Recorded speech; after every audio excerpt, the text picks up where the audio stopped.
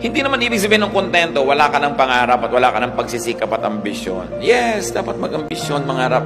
Pero kung hanggang doon talaga ang narating ng kaya mo, accept it and then celebrate it. If more means more trouble, more stress, more pain, what's the point? Sobrang lumaki nga ang kita niyo mag-asawa pero nagkahiwalay na kayo forever.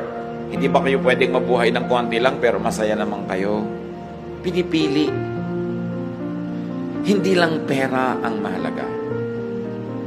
Merong mga mag-asawang hindi na nagkasama kahit kailan dahil puro laging palaki ng palaki ang babayaran, kukuha ng uhulugan, babayaran, hanggang namatay na yung isa, o kung ano na yung nangyari, hindi na kayo nagkasama. What's the point?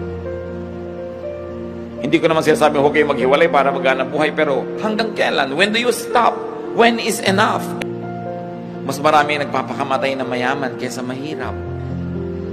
So nakikita natin, hindi naman masamang yumaman o maging sikat o maging makapangyarihan.